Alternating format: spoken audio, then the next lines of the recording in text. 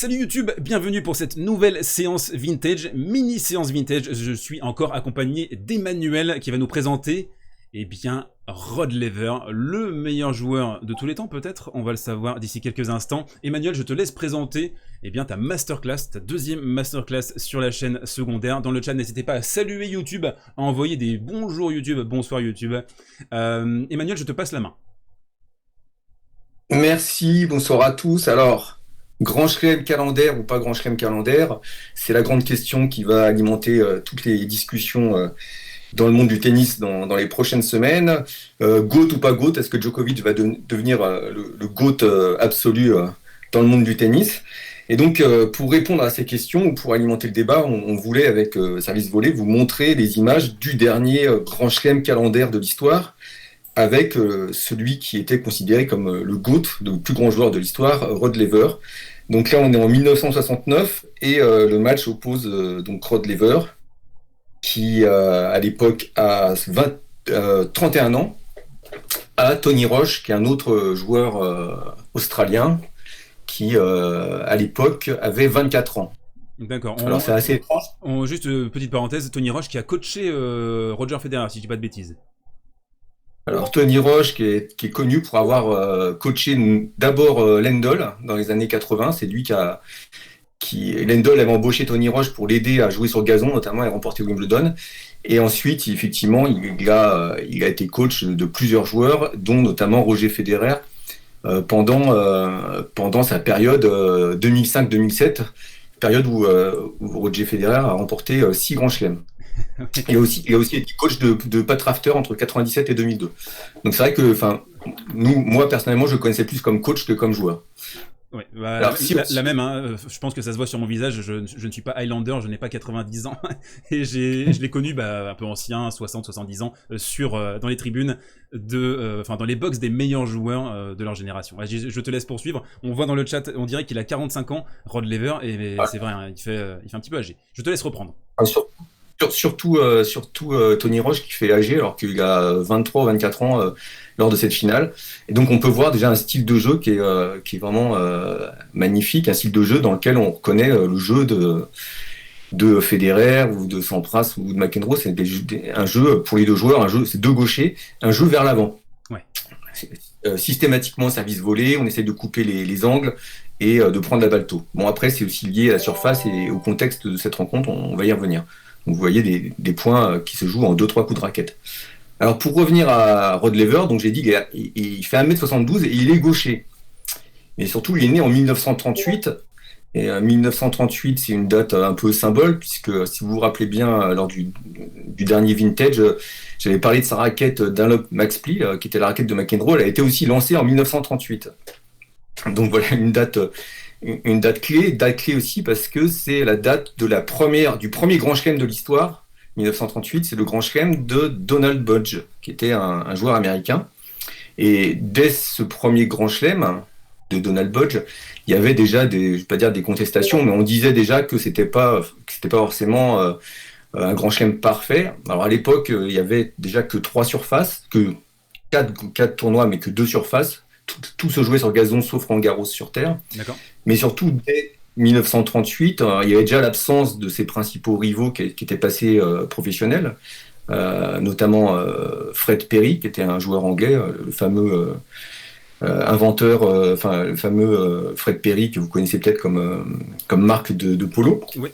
Donc, était un immense joueur anglais des années 30. Et dès le début des années 30, je crois que c'est dès 1927, il y a un circuit professionnel qui se met en place et les meilleurs joueurs, une fois qu'ils ont gagné des tournois du Grand Chelem, partent.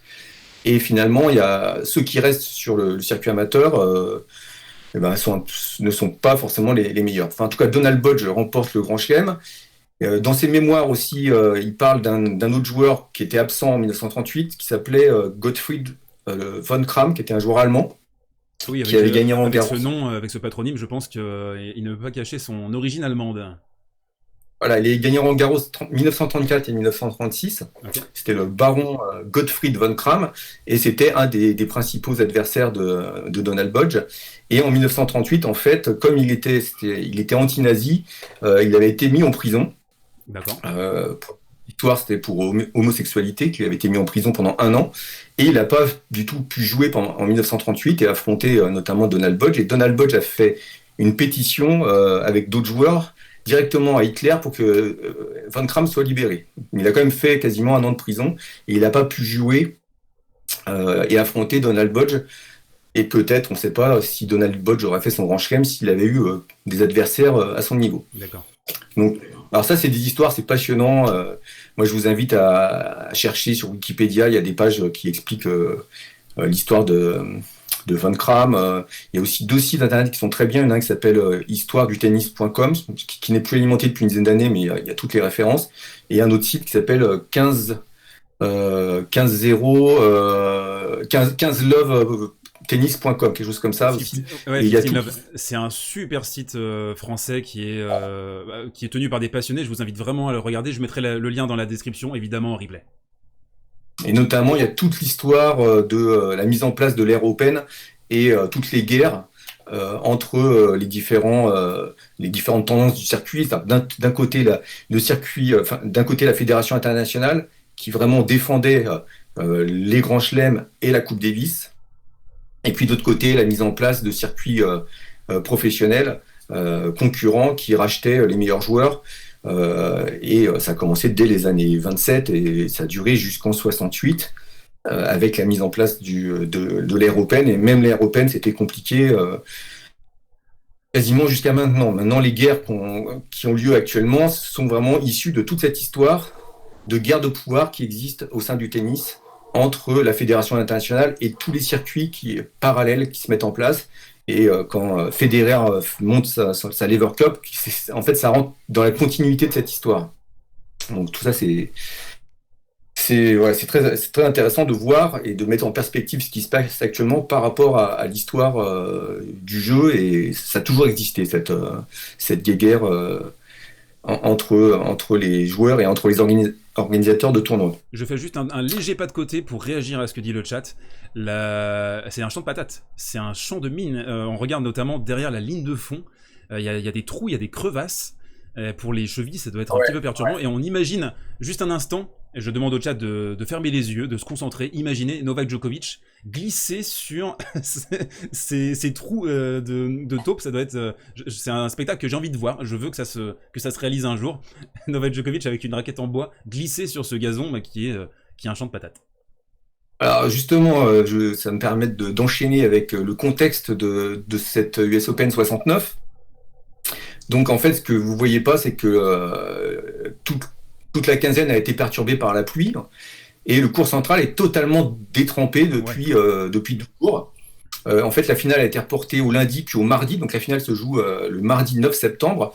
Et alors je sais pas si tu as vu le début de la vidéo. En fait, au tout début de la vidéo, on voit un hélicoptère qui se pose, enfin qui est en rase mode sur le terrain. Parce que en fait, les organisateurs avaient trouvé ce système pour aérer et sécher le terrain. Donc, on passe à séquence. Voilà. C'est un truc incroyable. Au début, je me suis dit, quand j'ai vu la vidéo, je me suis dit, tiens, ils amènent les joueurs par hélicoptère. Et en fait, pas du tout. C'est parce qu'il y avait ce problème de cours complètement humide et qui était totalement impraticable. C'est énorme.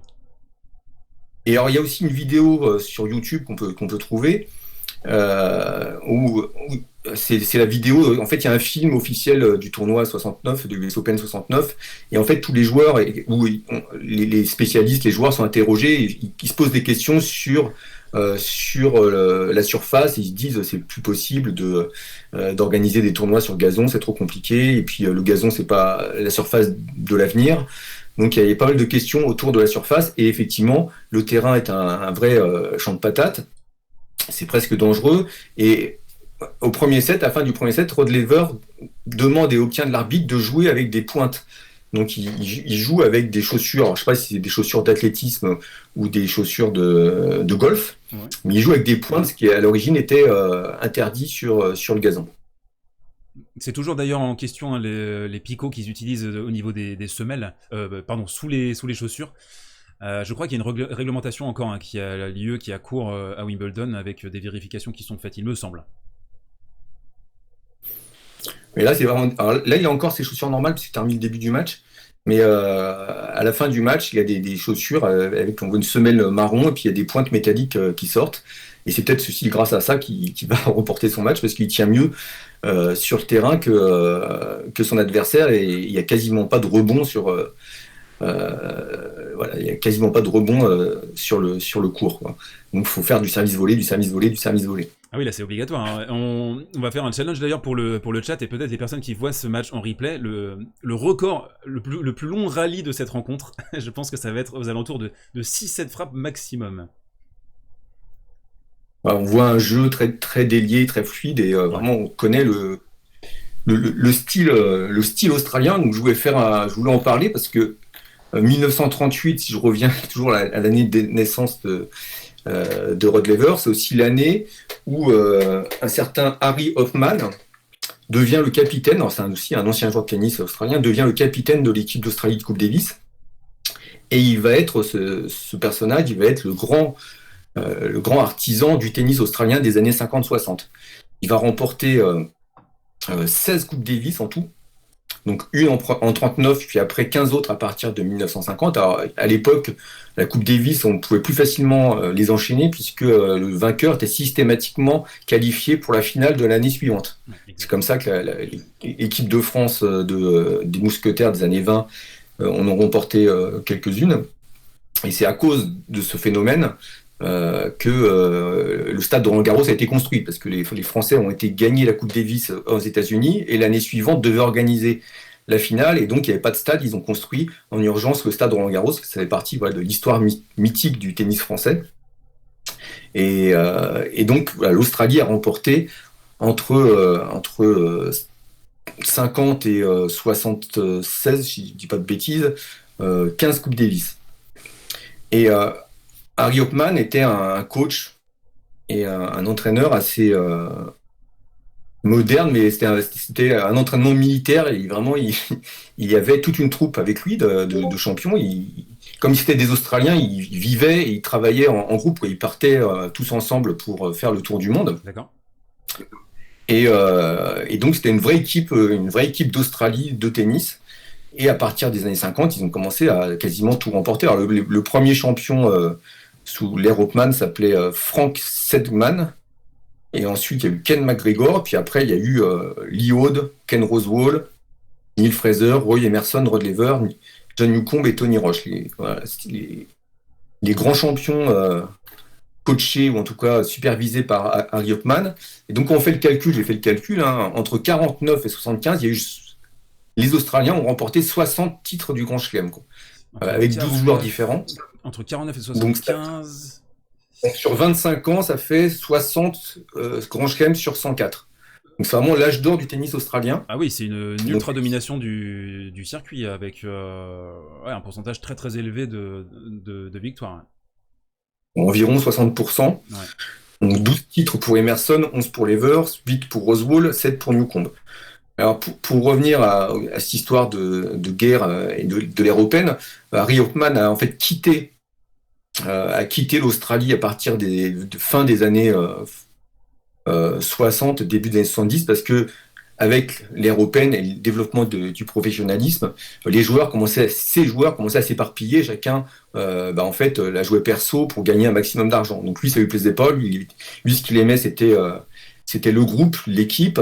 Donc il est parti aux États-Unis et il a monté une académie de tennis avec plusieurs clubs, et un des clubs, c'est le fameux club de Port Washington, où il a supervisé l'éclosion de John McEnroe, enfant, qui était dans ce club de Port Washington.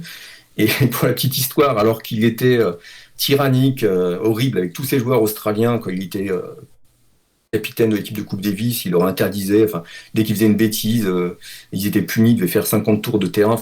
C'était vraiment le coach à l'ancienne et tyrannique. Avec McEnroe, il était beaucoup plus vieux, et puis avec McEnroe enfant, il était complètement en admiration devant ce petit génie, et donc il laissait tout faire à McEnroe. Il pouvait arriver en retard, ne pas participer aux entraînements. Il laissait faire McEnroe, alors qu'avec les champions australiens, c'était vraiment un coach ultra autoritaire. Et c'est pour ça que les vieux Australiens, quand McEnroe arrive, ils sont pas trop contents contre McEnroe, c'est le petit chouchou du coach Harry Hoffman. Et le truc aussi, quand on vieillit, on a tendance à se ramollir un petit peu en termes d'exigence, je pense. Je voudrais poser une question au chat. Comment est-ce que vous trouvez la façon de jouer? Alors là, on a vu 6 jeux entre les deux joueurs. Je trouve que c'est un tennis qui est très à la main, très à la sensation, au poignet. C'est le tournoi d'Antalya, nous dit Babs. C'est exactement ça. J'aime beaucoup voir ces images. C'est le tennis, c'est que de la technique en fait. Hein. Et puis en plus, la qualité de l'image est assez bonne. Oh, le passing de Roche. Oui, la qualité est magnifique. Hein. Pour l'époque, c'est vraiment remarquable. Je te laisse reprendre le fil conducteur, Emmanuel. Oui, alors je regarde aussi un peu les joueurs jouer. Ouais. Donc, en tout, Rod Laver, il va faire aussi, en 62, il va faire un autre grand chelem.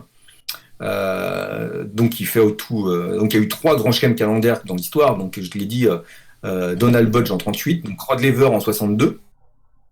Mais déjà en 62, on disait oui, il fait le grand chelem, mais il n'y a pas les meilleurs joueurs, parce que les meilleurs joueurs qui étaient à l'époque Pancho Gonzalez, Ken Rosewall, Lee Aude, étaient déjà partis sur le circuit professionnel.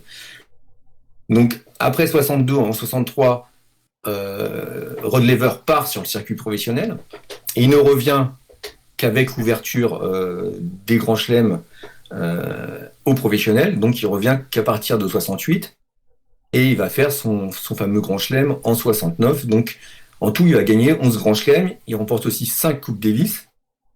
Alors là, je crois que c'est le moment où il glisse et il va demander à changer de chaussures dans quelques minutes. D'accord, c'est la deuxième glissade. Alors glissade de Roche, hein, il y a quelques instants, glissade de Laver, et personne ne tient debout en fait sur ce champ de patates. Alors en tout, Rod Laver, il va remporter 199 tournois si on additionne les tournois amateurs et les tournois professionnels. C'est énorme. Et même 199, on a du mal selon les sources. C'est pas évident parce que pour les tournois professionnels, le décompte n'est pas forcément fiable. Mais quoi qu'il en soit, ça fait quasiment 100 de plus que par rapport au moins 90 de plus que le record de Connors qui est à 109 titres. C'est ça, ouais.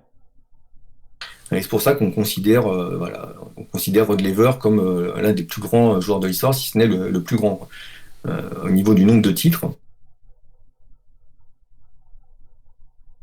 Mais il y a cette histoire où il quitte le circuit amateur pour le circuit professionnel. Après, ce qui est amusant aussi dans la genèse de l'ère européenne, c'est qu'il y a eu vraiment une grande pression du monde professionnel, notamment en 67, où en 67, Wimbledon organise sur son site, ils organisent un tournoi professionnel qui s'appelle Wimbledon Pro.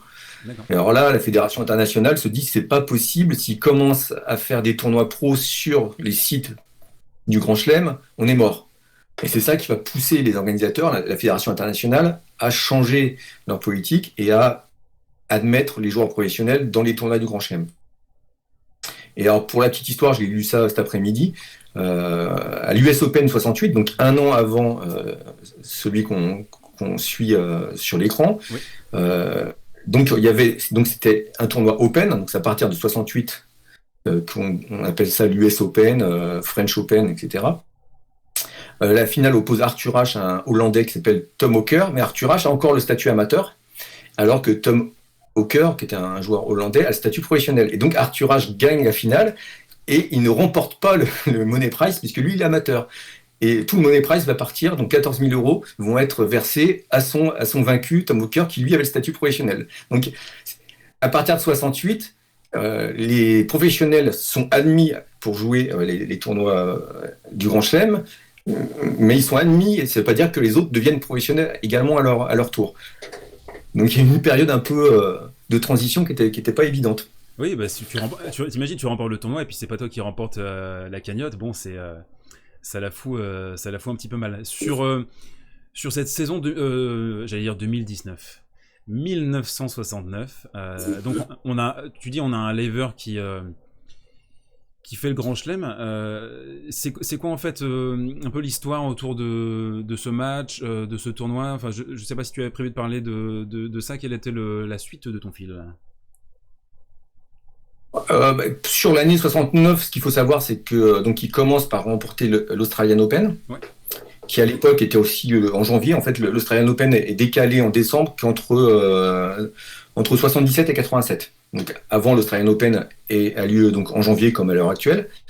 Et pour la petite histoire aussi, en 69, l'Australian Open était tournante. En fait, le site était tournant entre Sydney, Brisbane, Melbourne et Perth, je crois. Et cette année, en 69, c'était à Brisbane, qui est quasiment le lieu de naissance de Rod Laver. Donc, il gagne son grand chelem, son premier grand chelem chez lui. Donc, c'était important pour lui. Après, donc, il va jouer à Roland-Garros, il remporte Roland-Garros. Wimbledon, c'est un peu plus compliqué, il y a des matchs un peu plus serrés, et donc enfin l'US Open où il bat Arthur Ashe en demi-finale, qui était le vainqueur de l'année précédente. D'accord. Alors ce qui est étonnant, c'est que après c'est donc ce grand chelem qui le couronne comme l'un des plus grands joueurs de l'histoire, il va plus rien gagner en grand chelem. C'est son dernier titre en grand chelem. Il va même plus aller, je crois qu'au mieux il va aller en quart de finale.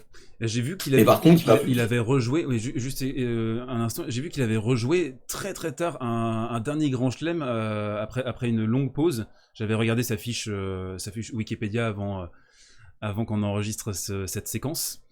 J'avais vu aussi Laver sur une exhibition avec Borg. Elle est disponible sur YouTube également, hein, si vous voulez creuser un petit peu sur Laver, évidemment. Après avoir réalisé son grand chelem, il va continuer à faire pas mal de tournois professionnels. Ce qu'il faut comprendre, c'est que même si l'ère Open commence en 68, les tournois professionnels continuent d'exister. Et ça va à nouveau créer une guerre entre les différentes instances. Bon, par exemple, il y a le circuit WCT, dont la finale se jouait à Dallas, donc un circuit de tournoi aux États-Unis, avec des joueurs sous contrat, et puis une finale à Dallas. Et puis il y avait d'autres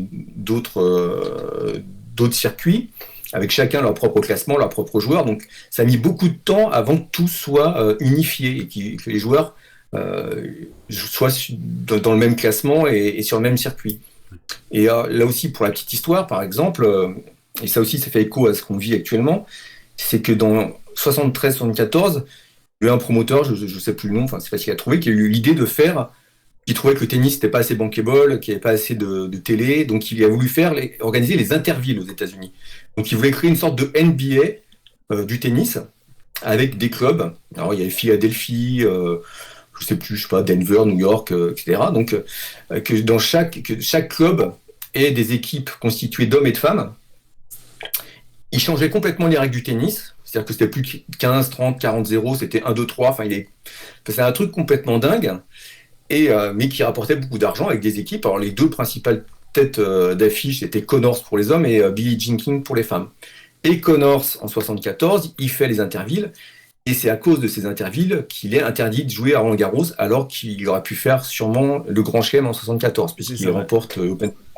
Il fait le petit chelem cette année-là, Connors. Voilà. Ouais. Et là, c'était une guerre aussi avec Philippe Chatrier, qui était le président de la Fédération française, puis après de la Fédération internationale, qui lui voulait protéger, absolument défendre les grands chelems et la Coupe Davis. D'ailleurs, je pense qu'on peut dire que Philippe Chatrier, c'est grâce à Philippe Chatrier que Roland Garros a pu survivre. Et donc, Philippe Chatrier avait interdit aux joueurs qui disputaient les intervilles l'accès au Grand Chelem et l'accès à Roland Garros. Et donc Connors ne dispute pas, il prend un avocat qui s'appelle Robert Badinter pour attaquer la Fédération française. Il ne peut pas y participer et il ne fait pas le Grand Chelem. Et peut-être s'il avait joué avec 74 Roland Garros, ça aurait empêché Borg de gagner son premier Roland Garros et peut-être que l'histoire aurait changé après. Donc il y a toute une histoire et c'est marrant parce que cette histoire d'Interville, ça me rappelle aussi la Lever Cup ou les compétitions de Mouratoglou, là où on change où il y a cette idée que ça gagne pas assez d'argent, donc il faut changer les règles et puis on présente autre chose. Mais en fait, c'est un débat qui existe depuis toujours. Essayer de moderniser le tennis et de créer des attractions. J'ai pas trouvé de vidéo sur des matchs d'Interville sur YouTube. En plus, il y a je me rappelle une photo dans Tennis Magazine, les cours étaient complètement bicolores, tricolores, enfin c'était quelque chose d'assez dingue. La terre battue bleue de Madrid. On dit dans le chat, on parle des glissades de Novak. Je trouve que Novak a beaucoup plus glissé cette année sur le gazon de Wimbledon 2021 que là, ils sont tombés qu'une seule fois en fait, chacun, ou deux fois peut-être. Mais C'est un Ils gazon, évitent, ouais. C'est un gazon qui a ils l'air. évitent de jouer, ils évitent de jouer au fond de cours, hein, parce que c'est vraiment le bourbier. Ouais, et les reprises d'appui, on sent que c'est un peu plus soft que les reprises d'appui maintenant sur le tennis actuel, qui sont extrêmement violentes et dynamiques. Bah, t'as qu'à mettre la fin du match, puisque là c'est encore le début. Alors là, vous remarquez que les joueurs, il n'y a pas de chaise pour s'asseoir entre les changements de côté. Il y a juste une table où ils peuvent juste prendre un verre d'eau et Ouais. après ils repartent jouer au fond du cours. Donc, Donc j'ai cherché pas des chaises de. d'apparaître. Oui, juste un instant. Pas de pause pipi entre les sets. On ne s'installe pas non plus pendant 1 minute 30. Et on a vu pas de tie-break également dans les sets, c'est ça, hein. J'ai vu 9 sets sur le premier set. Voilà, les tie-break arrivent plus tard. Et donc, alors, les chaises, elles apparaissent en 75, je crois. Ok, c'est 6 ans après. Ou 74, je crois. Enfin, Wimbledon, parce que les images sur Wimbledon sont bien clean. Il y a 74 et 75, il y a une image célèbre, c'est la finale Connors-Arthur Ashe. On voit Arthur Ashe assis sur sa chaise et qui a les yeux fermés, qui est quasiment en pleine méditation pour se concentrer sur son match. Et c'est une image mythique d'Arthur Ashe. Ouais, alors j'espère que vous avez apprécié la gigantesque saucisse de Lever là, qui a envoyé un missile, on l'appelle de roquette d'ailleurs, hein, un missile en coup droit là. Épique, ouais, on nous dit. Pas de challenge, non, pas de tie-break également, et oui, effectivement, l'état du cours Moaka, qui laisse à désirer, mais comme on a expliqué, dû aux intempéries des jours précédents. Ouais. Alors, comme j'expliquais toujours cette histoire de guerre avec les tournois professionnels, ce qu'il faut savoir, c'est que le tournoi a pris beaucoup de retard en 69 et par exemple, après la finale messieurs, le tournoi de double n'avait pas terminé, c'était encore au stade des demi-finales. Et, Tony Roche, en fait, qui était qualifié pour les demi-finales de double, en fait, déclare forfait, il préfère partir, prendre un avion pour aller jouer un tournoi professionnel ailleurs, D'accord. qui sûrement apportait plus d'argent que être demi-finaliste à l'US Open de 1969. Ouais, c'est intéressant, je trouve, toute la dimension financière à l'époque et à quel point en fait le circuit était divisé entre, tu dis, entre professionnels et amateurs et des choix devaient être effectués entre garnir son palmarès, mais aussi en même temps faire attention à ses finances, essayer de remporter de l'argent parce que on l'avait dit déjà dans la précédente séance vintage, les carrières pouvaient être relativement courtes, donc ouais, c'est une autre époque, mais vraiment je reste fasciné. En fait, je suis complètement subjugué par la qualité des images et aussi la qualité tennistique, je trouve, qui est plutôt bonne en fait, hein. Ça a bien vieilli, on va dire. Ouais, c'est impressionnant. Alors, un mot sur le club aussi de Forest Hill. Donc, c'était le lieu où se déroulait l'US Open jusqu'à 77, la dernière année. Donc, vous avez cette forme de stade qui est en fer à cheval. Et vous voyez qu'au milieu, en fait, on pouvait mettre trois cours de tennis l'un à côté de l'autre. Ça rappelle le Newport, non? Alors, il y avait Cowwood en Australie, où a eu lieu aussi l'Open d'Australie avant Flinders Park, Melbourne Park. Et donc, c'était une tendance, il y avait pas mal de clubs qui étaient conçus comme ça. Et donc, on voit les traces des cours qui sont à droite et à gauche du cours principal. Et à droite, vous avez le clubhouse avec une espèce de toit vert et jaune. Donc, il y avait le clubhouse, ils ont construit les tribunes autour des trois principaux cours. Ouais, donc les gens sont loin, on voit, hein. Alors il y a d'avoir pas mal de personnes dans les tribunes, mais ils sont loin de l'action.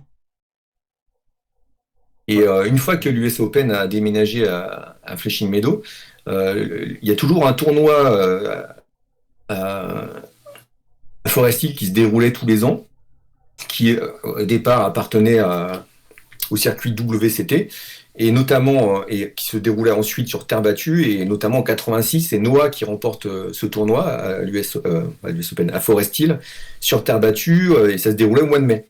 D'accord. Et c'était un des tournois de préparation de Roland-Garros sur une terre battue américaine. Et en 86, bon, ça, là je m'en souviens, parce que 69 j'étais pas né, mais en 86 j'étais né. Et Noah a retrouvé son niveau de 83, il doit gagner Roland-Garros en 86. Et quand il part de New York pour revenir en Europe, il habitait New York, puisque il était parti de France parce qu'il supportait plus la pression et la presse. Il avait fait sa fameuse petite conférence de presse où il pleure devant les caméras. Ouais. Donc il vit à New York, il est tranquille, il gagne Forest Hill et après il fait un déménagement pour revenir en Europe et là il descend l'escalier de son appartement avec une immense malle en acier et la poignée de la malle se casse et la malle lui tombe sur le tendon d'Achille et le blesse gravement et c'est à cause de cette blessure idiote qu'il va jouer Roland Garros sur une jambe alors qu'il était meilleur qu'en 83 en 86. Donc voilà, c'est une petite parenthèse. D'accord. Mais le stade, en fait, existait toujours. Et alors, je pense plus qu'il y a plus de tournoi à l'heure actuelle à Forest Hill. Mais c'est vraiment le stade, c'est un stade mythique hein, à New York. J'avais une question à te poser, Emmanuel. Comment est-ce que tu expliques que... Alors là ça va être le dernier grand chelem réalisé chez les garçons, peut-être jusqu'à... On verra, hein, il faudra peut-être éditer cette vidéo d'ici quelques semaines avec Novak Djokovic à l'US Open en 2021. Comment tu expliques, ou c'est quoi ton impression en tant qu'amateur amoureux de tennis, que ça n'a pas été réalisé une nouvelle fois chez les garçons, en fait, depuis cette époque? Alors, comme je l'ai dit au départ, là, il réalise le Grand Chelem, mais il n'y a que 2 surfaces. Donc, s'il était très bon, s'il y avait ces mêmes conditions avec du gazon sur 3 des 4 Grands Chelems, je pense que McEnroe, Edberg ou Rafter auraient peut-être fait le Grand Chelem. Hein. Ils auraient peut-être réussi à gagner une fois Roland Garros. Et ce qui s'est passé, c'est qu'à partir donc, de 78, les Grands Chelems ont eu des surfaces spécifiques. Donc, l'US Open est passé sur le dur. Ensuite, l'Australian Open est passé sur le dur, également un dur un peu différent au mois de janvier. Et à l'époque, on en a souvent parlé, il y avait vraiment des spécialistes par surface. Un joueur capable de remporter toutes les surfaces était très difficile et Borg n'a jamais réussi à gagner l'US Open. Et ça, c'était pas lié tellement à la surface, c'était plutôt lié, je pense, aux conditions de jeu, de devoir jouer la nuit. Parce que, à l'époque, il n'y avait pas encore les night sessions. Ce que j'ai oublié de dire la dernière fois, c'est que quand ils partent à Flushing Meadow, il y a l'idée derrière, pour les télévisions américaines, de faire du tennis un spectacle. Et donc, on crée des night sessions, le fameux Super Saturday le samedi, pour faire de l'audience, montrer un max de matchs, pour en faire un spectacle télévisuel avec les matchs de nuit. Et c'est ça qui va pénaliser un petit peu Borg et l'empêcher de remporter l'US Open. Un point aussi important à souligner, c'est que là, donc tu dis, il y avait 2 surfaces. Ensuite, on est arrivé dans une époque du tennis où les surfaces étaient extrêmement différentes. On avait vraiment comme tu disais, des spécialistes. La terre battue, le gazon qui était extrêmement rapide, le dur, les conditions à l'US Open qui étaient moites. Le voyage en Australie, c'était très difficile de remporter les 4. D'ailleurs, personne ne l'a fait chez les garçons. Steffi Graf l'a fait en 88. Chez les filles, enfin le Golden Slam en 88 avec la médaille d'or. Et maintenant, je trouve, c'est peut-être en fait l'ère la plus entre guillemets simple. Attention, simple, c'est pas pour mésestimer ce que fait Novak, mais on a des surfaces qui sont uniformisées. On a aussi en 2021 un Rafael Nadal qui a été déclinant, Roger Federer qui a un petit peu disparu de la circulation, même si on a eu un quart de finale à Wimbledon, et c'est peut-être l'année en fait ou jamais quelque part, parce qu'ensuite on va avoir le Big Three et le nouveau Big Three peut-être avec Zverev et Tsitsipas et Daniil. Et en fait là cette saison 2021, je sens que si c'est pas fait maintenant, ça sera peut-être pas refait après. Il a vraiment l'occasion énorme, rêvée. Bon après je dis ça, il a déjà remporté les 3 premiers, donc il a plus qu'à remporter l'US Open pour le faire. Mais je sens en tout cas 2021 c'est un contexte là pour le réaliser. Est-ce que Novak va réussir à se relancer après ces Jeux Olympiques où on l'a senti épuisé physiquement, nerveusement? Ça va être très intéressant à suivre d'ici quelques jours maintenant. Je pense qu'il nous reste environ 5 minutes dans cette mini-séance vintage. Est-ce que tu avais un dernier point important à placer, Emmanuel? Ouais, ce que je voulais dire, c'est que c'est impossible, si Djoko fait le Grand Chelem calendaire, c'est impossible de dire si c'est plus difficile ou moins difficile par rapport à Rod Laver. Il y a des éléments qui vont dans ce sens, en disant que lui, effectivement, il ferait le Grand Chelem sur 4 surfaces différentes, alors que Rod Laver le faisait que sur 2 surfaces différentes. Ouais. Mais on sait que les 4 surfaces différentes ont eu leur rapidité uniformisée. Donc voilà, il y a des éléments des 2 côtés. Et puis de la même façon, comme je l'ai dit tout à l'heure, que ce soit en 38, 62, il y avait des éléments pour dire ouais, ils ont fait le Grand Chelem, mais il manquait des joueurs. et ils n'étaient pas contre les meilleurs. On pourra dire aussi Novak, il va faire le grand chelem, mais Nadal était blessé à Roland-Garros, il n'y aura pas Federer ni Nadal à Flushing Meadows. Donc il y a toujours des arguments pour dire que ça n'a pas une grande valeur. Mais si Djoko fait le grand chelem Pierre-Anders, c'est un exploit extraordinaire. Quoi. Faut pas le nier, le cacher. C'est fabuleux dans l'histoire du tennis. Quoi. C'est colossal hein, s'il arrive à le réaliser. En plus, on sent, bon là en plus on est dans une année de Jeux Olympiques, donc il s'est infligé le voyage à Tokyo, il a disputé le double mixte, etc. Et puis même, on n'a pas parlé de ça, mais les conditions de récupération, les conditions de voyage également, qui étaient totalement différentes dans ces années-là, où c'était beaucoup plus difficile de passer d'un continent à l'autre. On était dans un monde très différent, un monde non connecté. Donc moi en fait ces petites séances vintage elles me plaisent parce qu'elles nous remettent un peu en contexte les différents éléments, elles nous permettent de dézoomer un petit peu, de nous remettre un peu les idées en place, et c'est toujours intéressant surtout de voir des belles images comme ça, de pouvoir observer comment ce sport a évolué jusqu'à maintenant. Et observer le geste, même le geste de service de Rod Laver, quoi. Je ne vais pas dire qu'il y a du Federer dans son geste, mais il y a vraiment des similitudes dans le jeu. Quoi. Donc Rod Laver qui remporte cette US Open 1969, qui esquisse un léger sourire. Hein. On va voir s'il sourit peut-être un petit peu après. Les tribunes sont garnies. On espère en tout cas que ça vous a plu, cette rétrospective de la part d'Emmanuel. J'ai fait un petit peu le spectateur parce que là j'avoue que j'ai été un peu décontenancé par tes informations, et pour moi c'est un angle mort qu'il va falloir que je travaille si je dois faire une vidéo sur le GOAT, sur Rod Laver. Il va falloir bosser les sources, etc. En tout cas merci de tes recherches. Merci de ton travail Emmanuel, et on se retrouve très vite pour une nouvelle séance vintage. A très bientôt sur la chaîne secondaire, abonnez-vous, ciao.